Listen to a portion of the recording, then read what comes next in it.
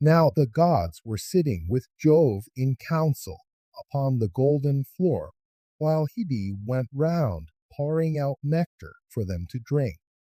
And as they pledged one another in their cups of gold, they looked down upon the town of Troy. The son of Saturn then began to tease Juno, talking at her so as to provoke her.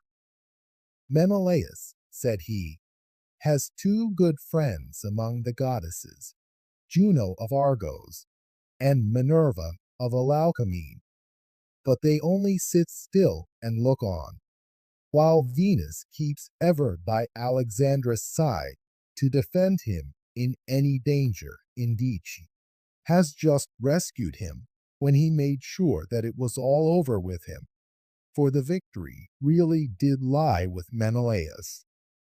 We must consider what we shall do about all this. Shall we set them fighting anew, or make peace between them? If you will agree to this last, Menelaus can take back Helen, and the city of Priam may remain still inhabited. Minerva and Juno muttered their discontent as they sat side by side, hatching mischief for the Trojans. Minerva scowled at her father, for she was in a furious passion with him, and said nothing, but Juno could not contain herself. Dread son of Saturn, said she, what, pray, is the meaning of all this? Is my trouble, then, to go for nothing, and the sweat that I have sweated, to say nothing of my horses, while getting the people together against Priam and his children? Do as you will, but we other gods shall not all of us approve your counsel. Jove was angry and answered, my dear, what harm have Priam and his sons done you that you are so hotly bent on sacking the city of Ilias? Will nothing do for you, but you must within their walls and eat Priam raw, with his sons and all the other Trojans to boot?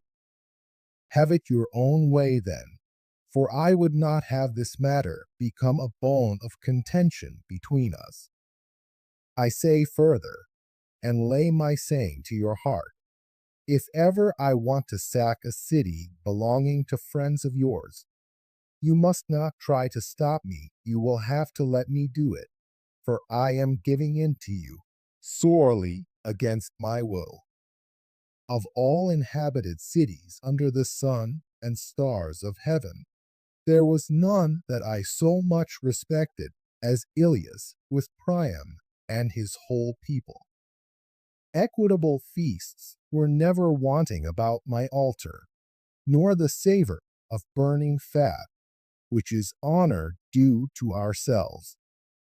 My own three favorite cities, answered Juno, are Argos, Sparta, and Mycenae. Sack them whenever you may be displeased with them. I shall not defend them, and I shall not care. Even if I did, and tried to stay you, I should take nothing by it, for you are much stronger than I am, but I will not have my own work wasted. I too am a god, and of the same race with yourself. I am Saturn's eldest daughter, and am honorable not on this ground only, but also because I am your wife, and you are king over the gods. Let it be a case, then, of give and take between us, and the rest of the gods will follow our lead. Tell Minerva to go and take part in the fight at once, and let her contrive that the Trojans shall be the first to break their oaths and set upon the Achaeans. The sire of gods and men heeded her words, and said to Minerva, go at once into the Trojan and Achaean hosts, and contrive that the Trojans shall be the first to break their oaths and set upon the Achaeans. This was what Minerva was already eager to do, So down she darted from the topmost summits of Olympus. She shot through the sky as some brilliant meteor, which the son of scheming Saturn has sent as a sign to mariners or to some great army, and a fiery train of light follows in its wake. The Trojans and Achaeans were struck with awe as they beheld, and one would turn to his neighbor, saying, "Either we shall again have war and din of combat, or Jove, the Lord of battle, will now make peace between us." Thus did they converse. Then Minerva took the form of Laodocus, son of Antenor, and went through the ranks of the Trojans to find Pandarus, the redoubtable son of Lycaon. She found him standing among the stalwart heroes who had followed him from the banks of the Aesopus. So she went close up to him and said, "Brave son of Lycaon, will you do as I tell you? If you dare send an arrow at Menelaus, you will win honor and thanks from all the Trojans, and especially from Prince Alexandrus. He would be the first to requite you very handsomely if he could see Menelaus mount his funeral pyre, slain by an arrow from your hand. Take your home aim then, and pray to Lycian Apollo, the famous archer. Vow that when you get home to your strong city of Zelia, you will offer a hecatomb of firstling lambs in his honor." His fool's heart was persuaded, and he took his bow from its case. This bow was made from the horns of a wild ibex, which he had killed as it was bounding from a rock. He had stalked it, and it had fallen as the arrow struck it to the heart. Its horns were 16 palms long, and a worker in horn had made them into a bow, smoothing them well down and giving them tips of gold. When Pandarus had strung his bow, he laid it carefully on the ground, and his brave followers held their shields before him, lest the Achaeans should set upon him before he had shot Menelaus. Then he opened the lid of his quiver and took out a winged arrow that had yet been shot, fraught with the pangs of death. He laid the arrow on the string and prayed to Lycian Apollo, the famous archer, vowing that when he got home to his strong city of Zelia, he would offer a hecatomb of firstling lambs in his honor. He laid the notch of the arrow on the oxhide bowstring, and drew both notch and string to his breast, till the arrow head was near the bow. Then, when the bow was arched into a half circle, he let fly, and the bow twanged, and the string sang as the arrow flew gladly on over the heads of the throng. But the blessed gods did not forget thee, O Menelaus, and Jove's daughter, driver of the spoil, was the first to stand before thee and ward off the piercing arrow. She turned it from his skin as a mother whisks a fly from off her child when it is sleeping sweetly. She guided it to the part where the golden buckles of the belt that passed over his double cuirass were fastened. So the arrow struck the belt. That went tightly round him. It went right through this, and through the cuirass of cunning workmanship. It also pierced the belt beneath it, which he wore next his skin, to keep out darts or arrows. It was this that served him in the best stead. Nevertheless, the arrow went through it and grazed the top of the skin, so that blood began flowing from the wound. As when some woman of Meonia or Caria strains purple dye onto a piece of ivory that is to be the cheek piece of a horse, and is to be laid up in a treasure house many a night is fain to bear it, but the king keeps it as an ornament, of which both horse and driver may be proud. Even so, O Menelaus, for your shapely thighs and your legs down to your fair ankles stained with blood. When King Agamemnon saw the blood flowing from the wound, he was afraid, and so was brave Menelaus himself, till he saw that the barbs of the arrow and the thread that bound the arrow head to the shaft were still outside the wound. Then he took heart, but Agamemnon heaved a deep sigh as he held Menelaus's hand in his own, and his comrades made moan in concert. "Dear brother," he cried, "I have been the death of you in pledging this covenant and letting you come forward as our champion. The Trojans have trampled on their oaths and have wounded you. Nevertheless, the oath, the blood of lambs, the drink offerings, and the right hands of fellowship in which have put our trust shall not be vain. If he that rules Olympus fulfill it not here and now, he will yet fulfill it hereafter, and they shall pay dearly with their lives and with their wives and children. The day will surely come when mighty Iliad shall be laid low, with Priam and Priam's people, when the son of Saturn from his high throne shall overshadow them with his awful aegis in punishment of their present treachery. This shall surely be, but how, Menelaus, shall I mourn you, if it be your lot now to die? I should return to Argos as a byword, for the Achaeans will at once go home.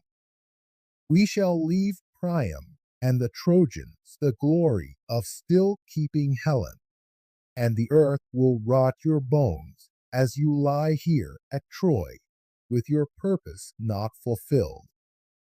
Then shall some braggart Trojan leap upon your tomb and say, Ever thus may Agamemnon wreak his vengeance. He brought his army in vain. He is gone home to his own land with empty ships, and has left Menelaus behind him. Thus will one of them say, and may the earth then swallow me. But Menelaus reassured him and said, Take heart, and do not alarm the people. The arrow has not struck me in a mortal part. For my outer belt of burnished metal first stayed it, and under this my cuirass, and the belt of mail, which the bronze smiths made me. And Agamemnon answered, I trust, dear Menelaus, that it may be even so, but the surgeon shall examine your wound and lay herbs upon it to relieve your pain. He then said to Talthybius, Talthybius, tell Machaon, son to the great physician, Aesculapius, to come and see Menelaus immediately. Some Trojan or Lycian archer has wounded him with an arrow to our dismay and to his own great glory. Talthybius did as he was told, and went about the host, trying to find Machaon. Presently he found standing amid the brave warriors who had followed him from Tricca. Thereon he went up to him and said, Son of Aesculapius, King Agamemnon says you are to come and see Menelaus immediately. Some Trojan or Lycian archer has wounded him with an arrow to our dismay and to his own great glory. Thus did he speak, and Machaon was moved to go.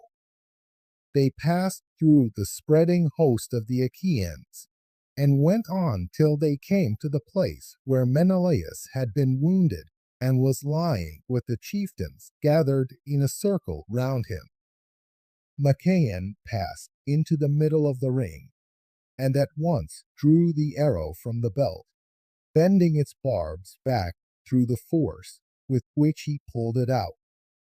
He undid the burnished belt, and beneath this the cuirass and the belt of mail which the bronze smiths had made then, when he had seen the wound. He wiped away the blood and applied some soothing drugs, which Chiron had given to Aesculapius out of the goodwill he bore him. While they were thus busy about Menelaus, the Trojans came forward against them, for they had put on their armor, and now renewed the fight. You would not have then found Agamemnon asleep, nor cowardly and unwilling to fight, but eager rather for the fray. He left his chariot rich with bronze, and his panting steeds in charge of Eurymedon, son of Ptolemaeus, the son of Pereus, and bade him hold them in readiness against the time his limbs should weary of going about and giving orders to so many, for he went among the ranks on foot. When he saw men hasting to the front, he stood by them and cheered them on.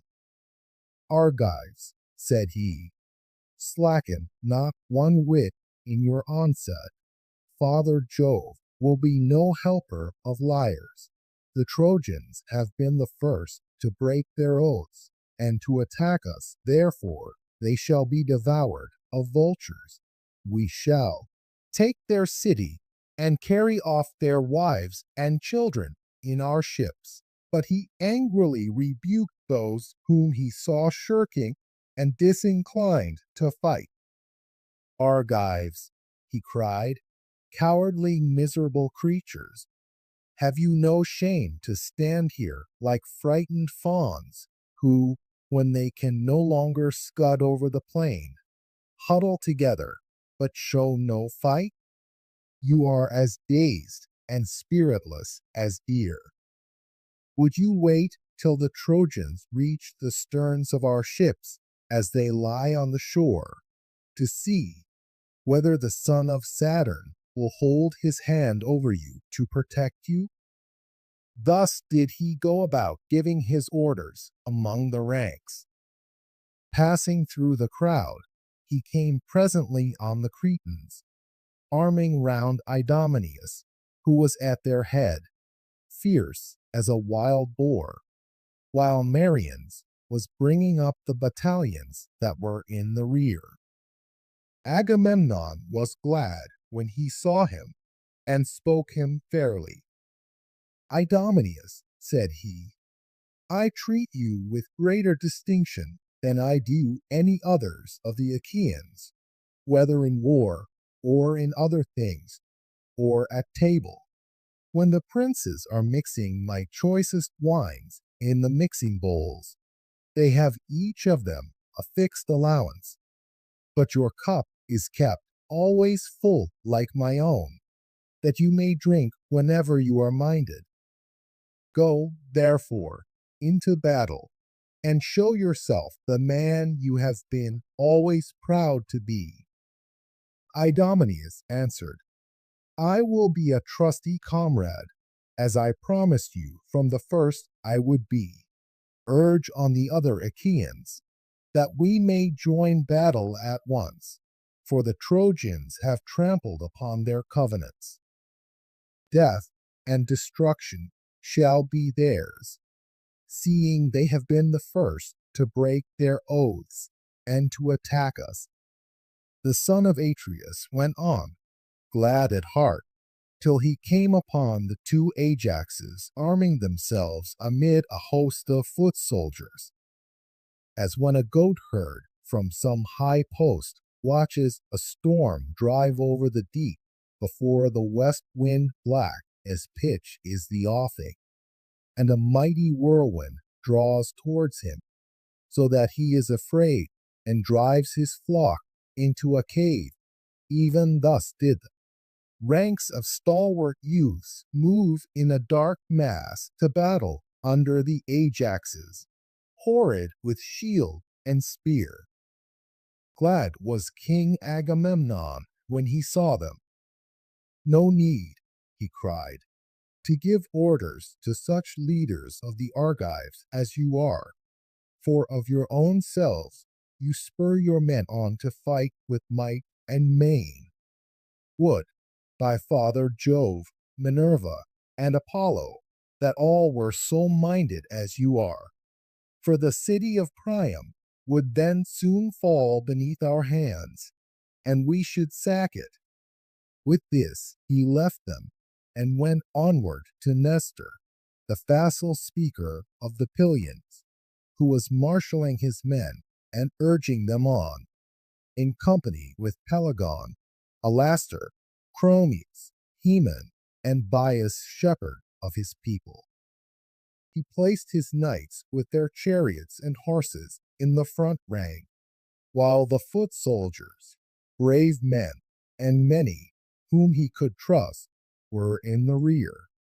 The cowards he drove into the middle, that they might fight whether they would or no. He gave his orders to the knights first, bidding them hold their horses well in hand, so as to avoid confusion. Let no man, he said, relying on his strength or horsemanship, get before the others and engage singly with the Trojans, nor yet let him lag behind, or you will weaken your attack, but let each, when he meets an enemy's chariot, throw his spear from his own. This be much the best.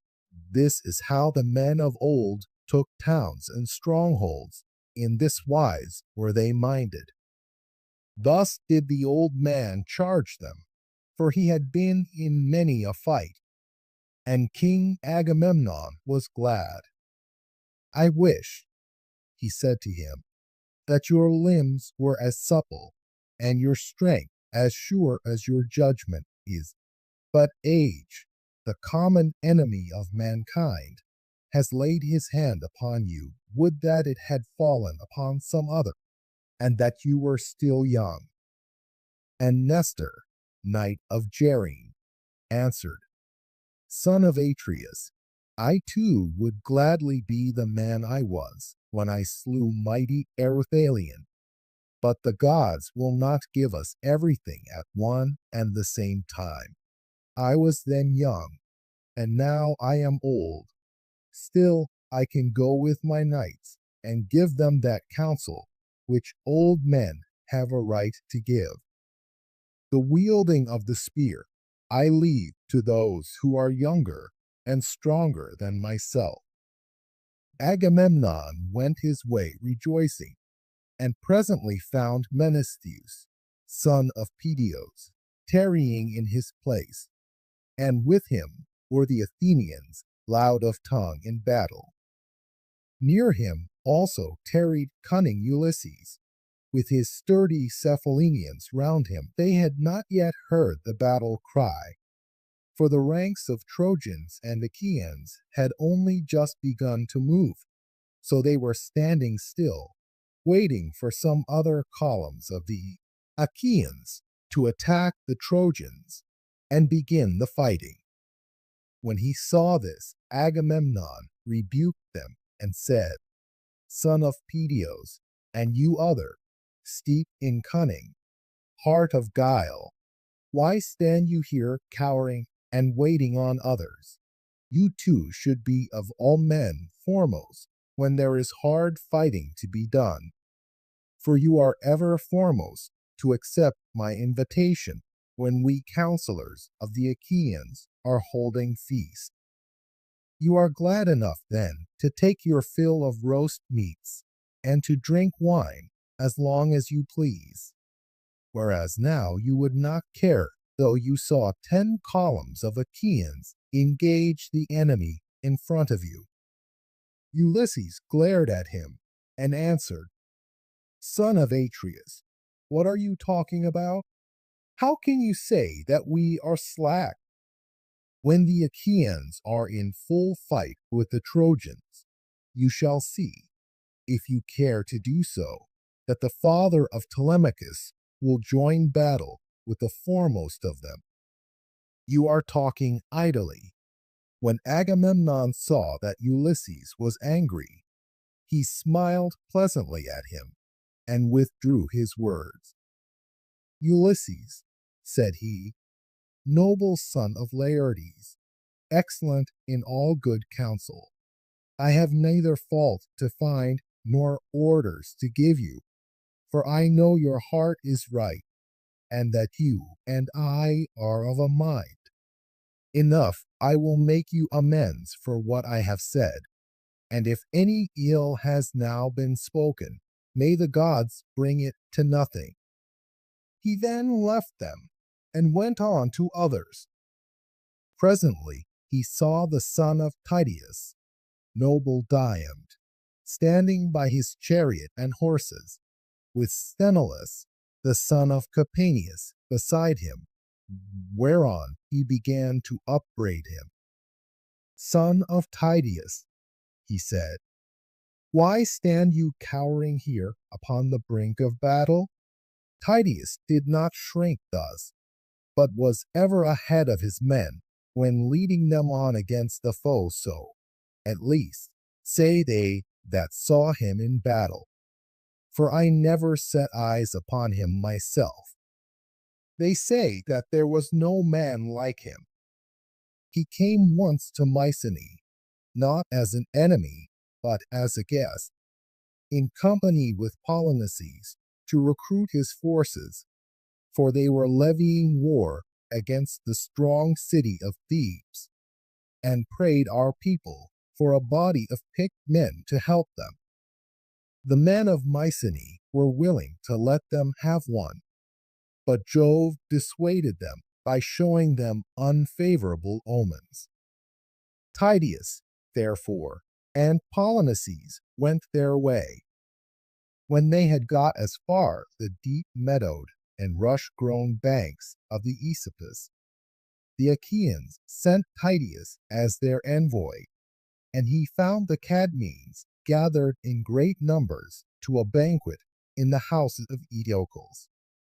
Stranger though he was, he knew no fear on finding himself single-handed among so many, but challenged them to contests of all kinds, and in each one of them was at once victorious. So mightily did Minerva help him. The Cadmeans were incensed at his success, and set a force of 50 youths with 2 captains, the godlike hero Neon, son of Haemon, and Polyphontes, son of Autophonus, at their head, to lie in wait for him on his return journey. But Tydeus slew every man of them, save only Neon, whom he let go in obedience to heaven's omens. Such was Tydeus of Aetolia. His son can talk more glibly, but he cannot fight as his father did. Diomed made no answer, for he was shamed by the rebuke of Agamemnon.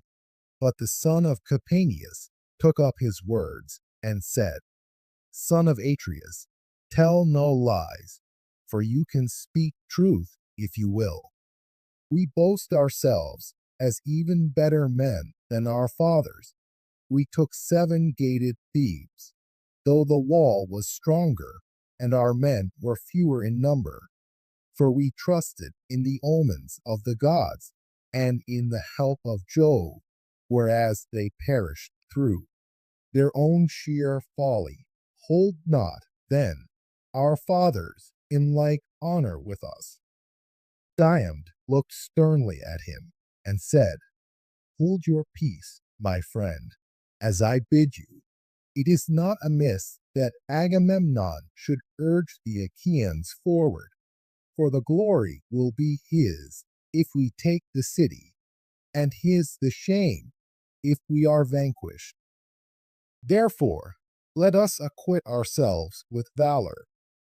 As he spoke, he sprang from his chariot, and his armor rang so fiercely about his body that even a brave man might well have been scared to hear it. as when some mighty wave that thunders on the beach, when the west wind has lashed it into fury, has reared its head afar, and now comes crashing down on the shore. It bows its arching crest high over the jagged rocks, and spews its salt foam in all directions. Even so did the serried phalanxes of the Danaans march steadfastly to battle. The chiefs gave orders, each to his own people, but the men said never a word. No man would think it, for huge as the host was, it seemed as though there was not a tongue among them. So silent were they in their obedience. And as they marched, the armor about their bodies glistened in the sun. But the clamor of the Trojan ranks was as that of many thousand ewes that stand waiting to be milked in the yards of some rich flock master, and bleat incessantly in answer to the bleating of their lambs. For they had not one speech nor language, but their tongues were diverse, and they came from many different places. These were inspired of Mars, but the others by Minerva. And with them came panic, rout, and strife, whose fury never tires. Sister and friend of murderous Mars, who, from being at first but low in stature, grows till she uprears her head to heaven, though her feet are still on earth. She it was that went about among them, and flung down discord to the waxing of sorrow, with even hand between them. When they were got together in one place, shield clashed with shield, and spear with spear, in the rage of battle. The bossed shields beat one upon another, and there was a tramp as of a great multitude, death cry, and shout of triumph of slain and slayers, and the earth ran red with blood, as torrents swollen with rain course madly down their deep channels, till the angry floods meet in some gorge, and the shepherd the hillside hears their roaring from afar. Even such was the toil and uproar of the hosts as they joined in battle. First Antilochus slew an armed warrior of the Trojans, Aeschypolus, son of Thalesius, fighting in the foremost ranks. He struck at the projecting part of his helmet, and drove the spear into his brow. The point of bronze pierced the bone, and darkness veiled his eyes. Headlong as a tower, he fell amid the press of the fight, and as he dropped, King Elephenor, son of Chalcodon, and captain of the proud Abantes, began dragging him out of reach of the darts that were falling around him, in haste to strip him of his armor. But his purpose was not for long. Agenor saw him haling the body away, and smote him in the side with his bronze-shod spear, for as he stooped his side was left unprotected by his shield, and thus he perished. Then the fight between Trojans and Achaeans grew furious over his body, and they flew upon each other like wolves, man and man crushing one upon the other. Forthwith Ajax, son of Telamon, slew the fair youth Simesius, son of Anthemion, whom his mother bore by the banks of the Simwa, as she was coming down from Ida, where she had been with her parents to see their flocks. Therefore he was named Simesius, but he did not live to pay his parents for his rearing, for he was cut off untimely by the spear of mighty Ajax, who struck him in the breast by the right nipple as he was coming on among the foremost fighters. The spear went right through his shoulder, and he fell as a poplar that has grown straight and tall in a meadow by some mere, and its top is thick with branches. Then the wheelwright lays his axe to its roots, that he may fashion a felloe for the wheel of some goodly chariot, and it lies seasoning by the waterside. In such wise did Ajax fell to earth Simesius, son of Anthemion. Thereon Antiphus of the gleaming corslet, son of Priam, hurled a spear at Ajax from amid the crowd, and missed him, but he hit Lucus, the brave comrade of Ulysses, in the groin, as he was dragging the body of Simesius over to the other side. So he fell upon the body, and loosed his hold upon it. Ulysses was furious when he saw Lucus slain, and strode in full armor through the front ranks till he was quite close. Then he glared round about him, and took aim, and the Trojans fell back as he did so. His dart was not sped in vain, for it struck Demacune, the false son of Priam, who had come to him from Abydos, where he had charge of his father's mares. Ulysses, infuriated by the death of his comrade, hit him with his spear on one temple, and the bronze point came through on the other side of his forehead. Thereon darkness veiled his eyes, and his armor rang rattling round him as he fell heavily to the ground. Hector and they that were in front then gave round, while the Argives raised a shout, and drew off the dead, pressing further forward as they did so. But Apollo looked down from Pergamus, and called aloud to the Trojans, for he was displeased. Trojans, he cried, rush on the foe, and do not let yourselves be thus beaten by the Argives.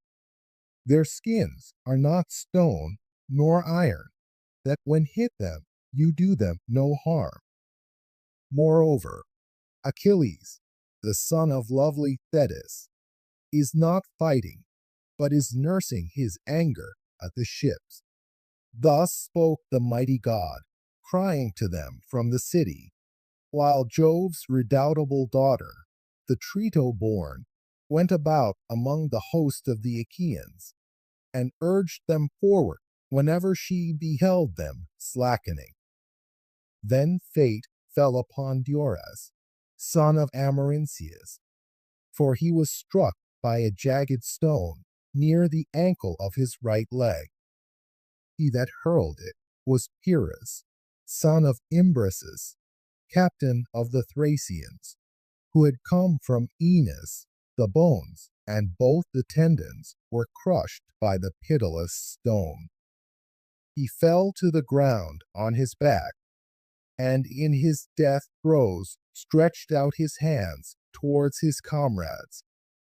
But Pyrrhus, who had wounded him, sprang on him, and thrust a spear into his belly, so that his bowels came gushing out upon the ground, and darkness veiled his eyes.